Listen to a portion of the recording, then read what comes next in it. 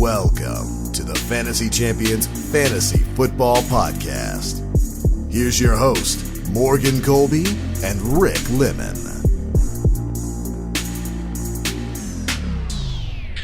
Welcome to the Fantasy Champions Fantasy Football Podcast.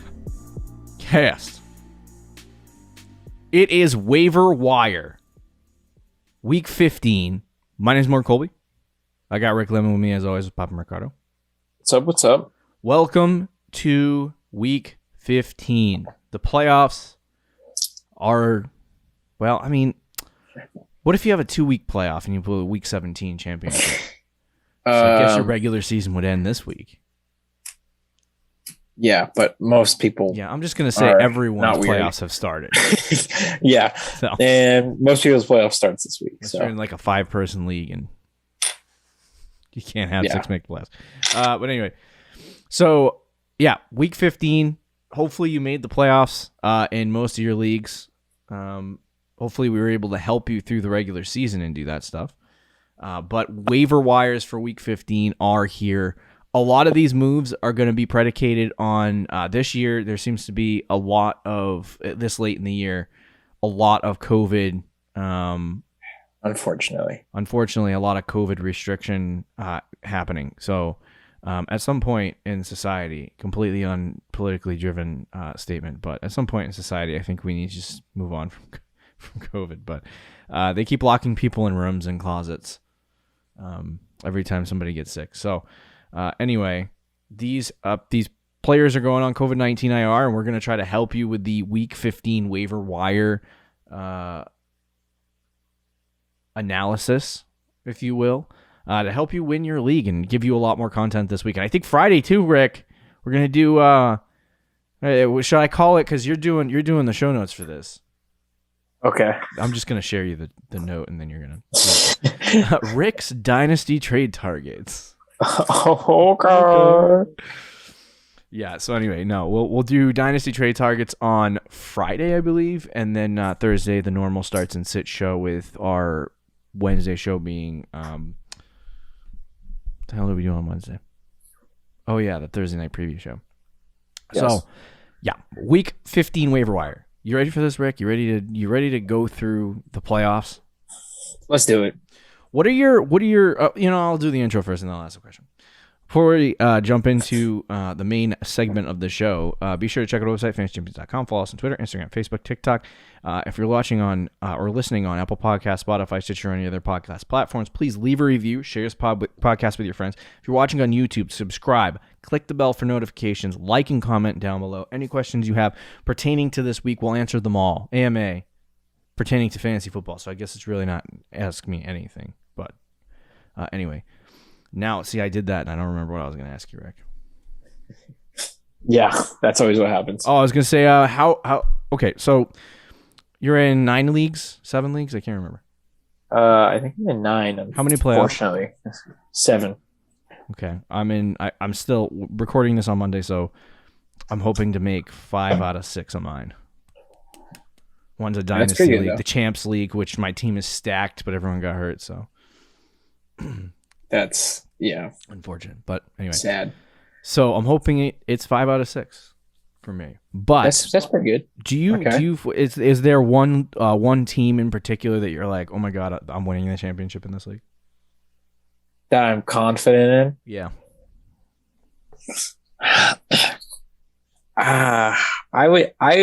It was our Fantasy Champs League, actually. I was pretty sure I was going to win in that league, but I've been having a lot of injuries, so that kind of hurts. I still think I got a good chance in that one. Mm-hmm. I'm in a league that you're not in, a Dynasty League that I think I have a pretty good chance in. And then maybe I would say there's like 3 leagues that I feel like I got a very good chance in. And then there's 3 leagues where I'm like, I just hope. But I'm not expecting anything. You're like not expecting much. Yeah. 1 league, I don't expect anything, so I'm just here for the ride. Yep. A dynasty team that probably shouldn't be anywhere near the playoff. Still constructing, still building, but hey, I'll take the 5th, 6th seed. and just roll with it. See if I can get somewhere. I have 2 leagues that I'm fairly confident that I can win, and then what did I say? 5 leagues, 2 leagues that I'm a little hesitant. The home league, I'm always hesitant. Never a locked up given victory in that one. Even though people want to believe that they have a locked up chance. Your team is pretty good, although I mean, Josh Jacobs is.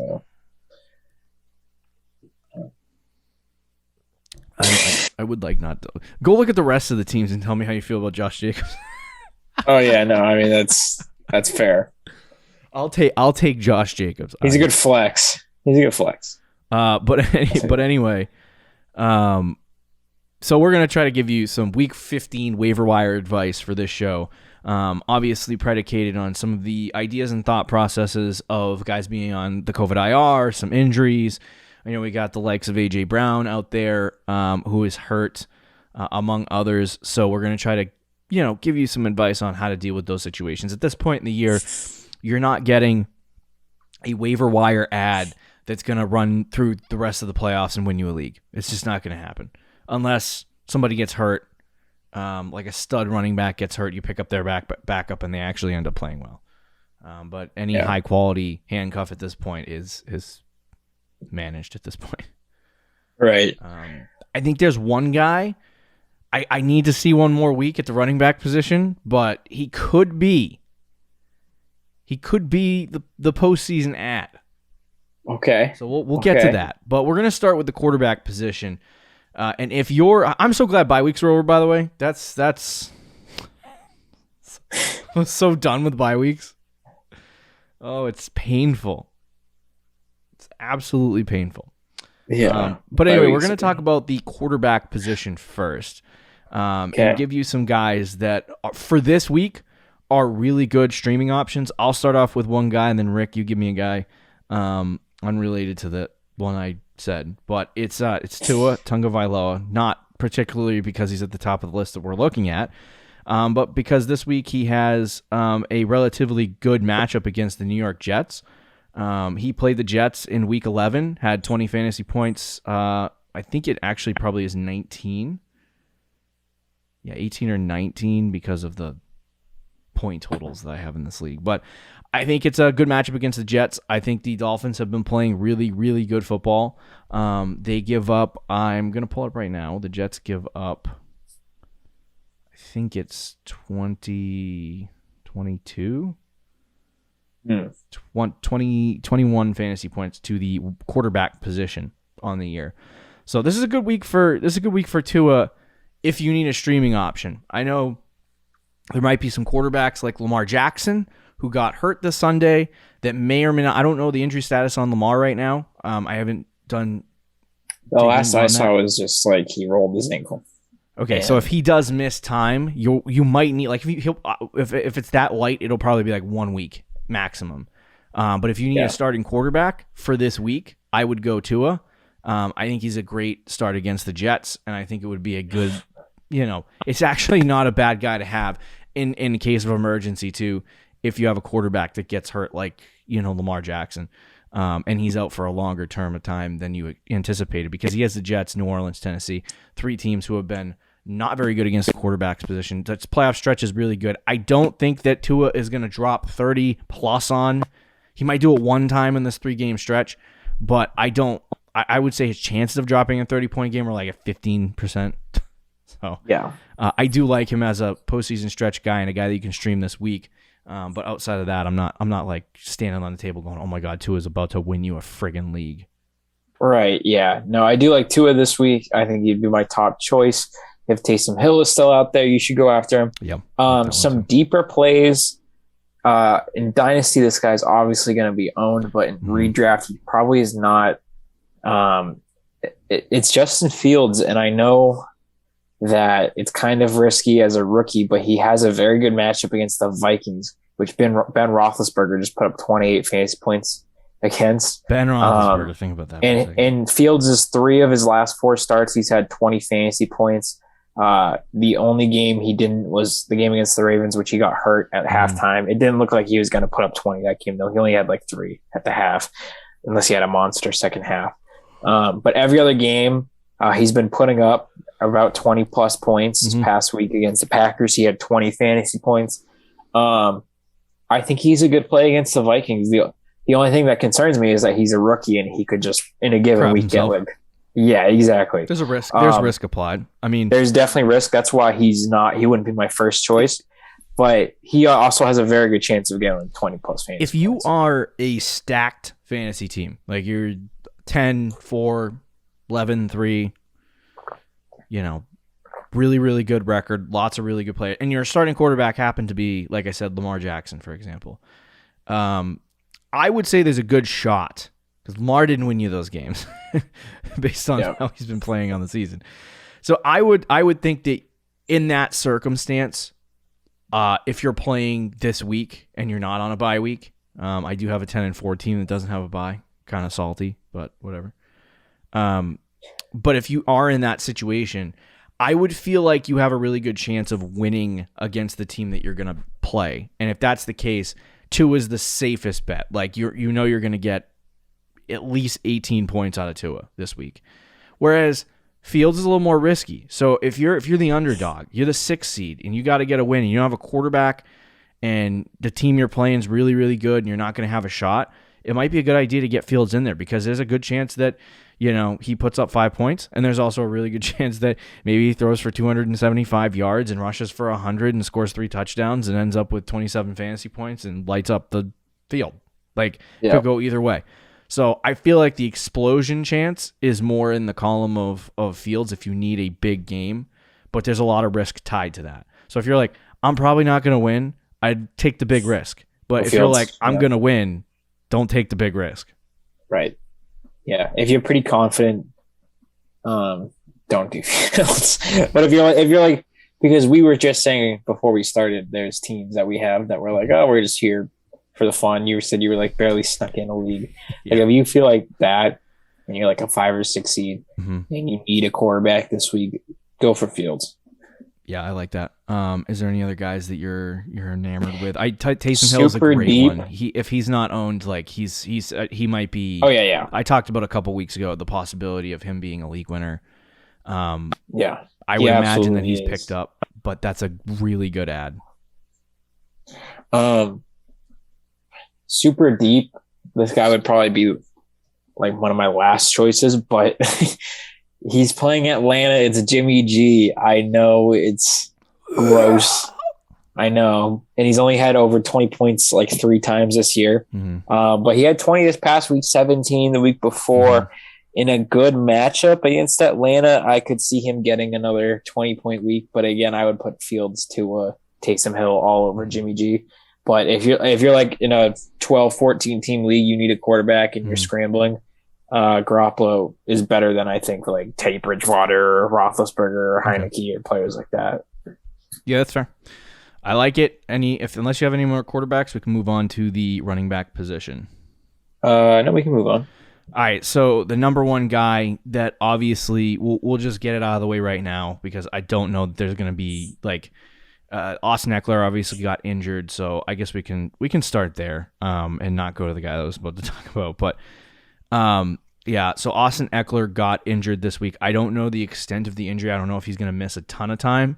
But if he is out this week, and it looks like he might be because they play on Thursday night against the Chiefs, Josh Kelly, Justin Jackson, which one of these guys do you want to target? Ugh. if you need a start. Probably Justin Jackson, but I don't even know. They're both kind of gross. I think they'll probably split. I say Jackson just because I think he'd probably get a little more of the passing work. Although Joshua Kelly would probably get the goal line work. I'm just looking to see at their numbers. So they pretty much had the exact same amount of carries this past week after Eckler went down. Jackson was slightly more efficient, but they were both under 4 yards a carry. So it's gross, but I would say Jackson. And then we also have Kareem Hunt gone for this week. Can't remember. I was going to ask, is he out for the week or is he? He's out for the week. Okay. I don't know about the season, but he's not playing this week. Gotcha. So Dearness Johnson, are you intrigued by that at all? Or does Chubb just take the whole? I don't think Chubb is the way they use Chubb. They never want to give him the full workload because I don't think they want to kill him. They still give him 20 carries. They just don't put him all on the field for yeah. more than 70%. No, Johnson, like they're still going to give a running back like a couple touches at least. I probably wouldn't with Johnson though. Looking at his games without or when Chubb was out there, he was getting like 5 to 8 touches a game. So it's not like I don't think was heavily involved. So I would pass on Johnson. Okay. I don't know that there's any other running backs. I know Swift might come back this week. There's Detroit's Craig running Reynolds, back the situation hype. is disgusting, so I would stay away from that.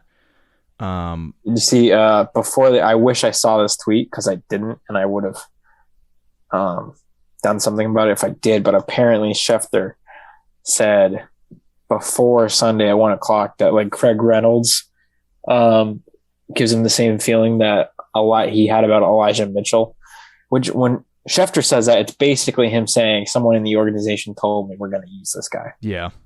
I didn't see so that was Craig Reynolds this week. Yeah. And then he only had 13 touches, so he wasn't crazy involved, but he had like 7 yards of carry and had double-digit fantasy points. So if Swift is out again, I think you could pick him up. I don't think and play him. But hopefully Swift is back. Yeah. That's not a bad one either. I don't see any other running backs besides the ones we're going to mention now. So I'll forever hold your peace. There's only one guy on this list. Only one guy on this list. So I'm a little bit nervous, like I said, about this particular player and starting him this week, but it's Rashad Penny. And we waited. He's 25 years old. I mean, a 25-year-old breakout running back doesn't usually happen. Like Chris Carson did it, right? How old was Derrick Henry when Chris Carson did it? Yeah, and wasn't Derrick Henry like? Yeah, he was 23, 24. I don't want to say he was super old, but he didn't have his breakout year until his 3rd year in the league. So how many years is kind of Penny been in the league? 4? I think this is his 4th season. Yeah. Well, either way, he had 26 PPR fantasy points this week. 57% snap percentage, scored 2 touchdowns, rushed for 137 rushing yards. He finally looked like he didn't get any pass catching work, but he finally looked like a featured like running back. I don't know if this is a sign of things to come for Rashad Penny. I don't know. I hope it is because I want Penny to be good so bad. But so bad. If it's worth the ad. Whatever waiver budget you have left, if he's on the waiver wire, dump it. Like right now. You don't need it. You're not saving it. It's not rolling over into next year like the rollover data and AT&T's cell phone plan. You gotta make sure you get Rashad Penny on your team, even if he blows next week. And I don't know. I got to decide whether or not I want to start him in this upcoming matchup. He does have it against the Los Angeles Rams. And I'm not too excited about that. That's tough. But Penny needs to be on your roster, and he needs to be rostered. Week 16 semifinals, Chicago. Week 17 championship, Detroit. 2 easy matchups. And Rashad Penny is going to be there for both of them. So, and there's no one else there. Like this is the big thing about, like, if we were worried about Chris Carson coming back, I would be like, oh, I'm not sure. But Carson's not coming back. Collins has sucked. No one else there can run the ball. Yep. And Penny has looked somewhat decent in the opportunities that he's had. So, I mean, if they do end up giving him 55 to 60% of the work every single game, there's a good shot that Rashad Penny could be a very good running back down the end of the season. I just don't know if I can trust him, obviously against the Rams this week. If he has a good game against the Rams, let's ride him into the flex spot every single week for the rest of the season.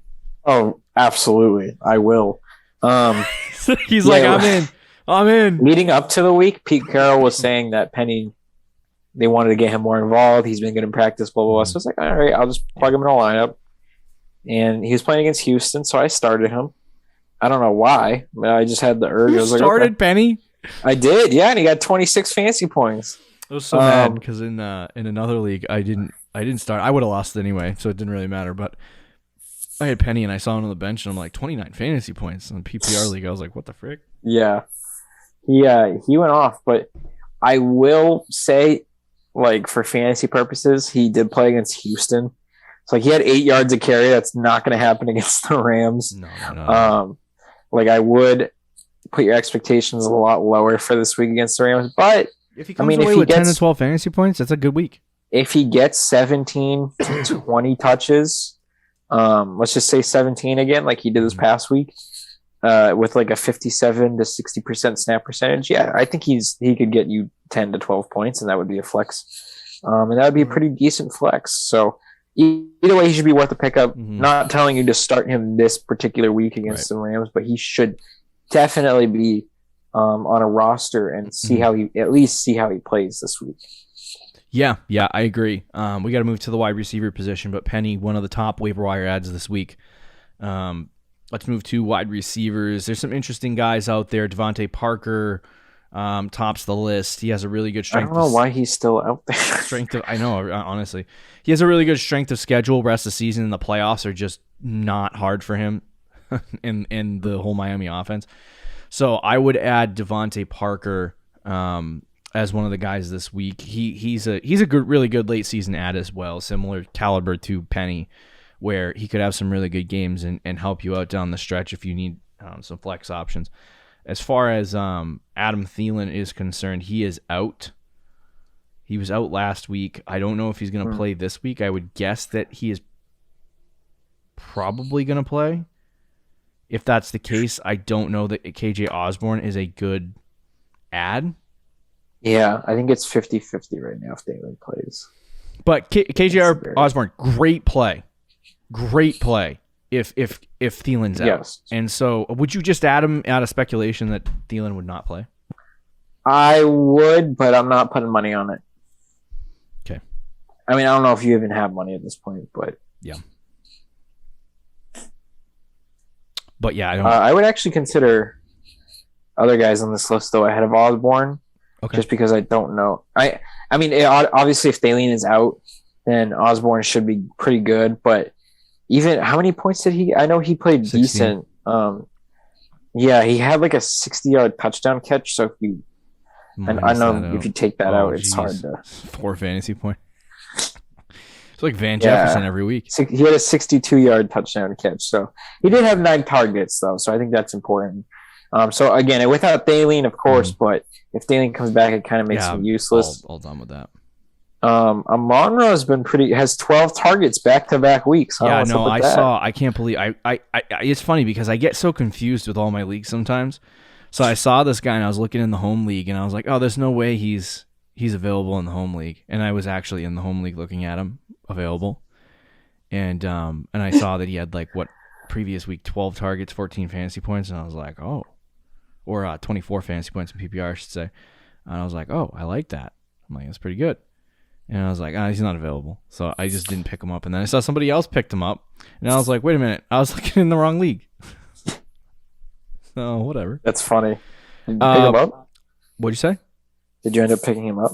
No, because somebody else picked him up when I realized that he was on the waiver wire. That's unfortunate. But anyway, yeah, no, he's been really, really good for PPR. And his efficiency kind of sucks. Yeah. 8 yards a catch, 9 yards a catch, not great. And, he doesn't really offer too much touchdown upside, but I love Amon-Ra. I think he's going to be really good. I mean, this is one of my best 4th-round rookie picks out there. If he ends up starting to play well. Yeah, if you're in a PPR league and you need a stretch for a flex this week, maybe you have an injury or something, Amon-Ra could be a good pickup and get you a couple points. Do you like Bateman at all? I think he had 14 fantasy points this week. I don't like Bateman. Dude, what happened to your boy Hollywood Brown? Looks like he's kind of came back down to earth, and Bateman's getting more. Well, Lamar got hurt this week, so give him a break. Yeah, but he hasn't had over 10 points since week 9. Fight me, guy. I do want to say don't pick up Robbie Anderson. Yeah, I think we can both agree on that one. He had a really good week this week. Well, not a really good week, but he had a decent week for fantasy. And I think a lot of people are going to be like, oh, he's revived. No. As long as Cam Newton's that quarterback, it'll happen every 5 weeks. Yeah, he'll have a good game every 5 weeks. So, anyway, are there any other wide receivers you want to talk about? No, I know Shepard didn't have a good week, but that was because Mike Glennon is Mike Glennon. So Shepard, I think, only had 2 catches. When Daniel Jones comes back, he might be worth a roster spot. But I do still like Kendrick Bourne. And I do like Kadarius Toney if he's available in your league. Yeah, those are free guys, though. And you can probably wait on him. You don't need to put a claim in on Tuesday night to make. And I don't even know if Toney, at this point, the way the Giants are playing, they might just shut him down the rest of the season. All right, Rick. It's time to play our favorite game. Favorite game. I'm going to take a dartboard. We should do this next year. Just take a dartboard, and each of us are going to throw a dart at the dartboard, and we're going to put the top 5 tight ends on it that are on the waiver wire, and we'll just throw a dart, and whoever's face it hits is who we end up picking up for the week. Okay. But anyway, give me one tight end. Oh, gosh. Hold on 1 second. I'm going to just look somebody up real quick and see how he did. Okay, he did horrible. Let me look one more guy up, and if not this guy, I'm going to just give you the player on this list. Okay, so they both sucked. So I was going to say Ricky Seals-Jones with Logan Thomas out rest this season. He only had 1 point this week. And then I was like, well, Foster Moreau maybe with Darren Waller out, and he only had 2 points this week. So screw that. I'm just going to say Austin Hooper. Since they traded Odell, he's been getting targeted more. He's getting like at least 5 targets a game. And he's their biggest red zone threat. He has 2 touchdowns the last couple weeks. So ride the wave and hope he gets 10 points. Who's that again? Hoop. There it is. Oh, there you go. Hoop. There it is. Yeah, I would say probably Gerald Everett. And I'm not even so disgusting. I'm not even paying money for it. Is there any factual evidence behind it, or just best available? Yeah, there you go. Unless you want to take a shot at Brevin Jordan. No, I'm good. I'll take Gerald Everett. But he leads the league. He leads the league in my Madden franchise.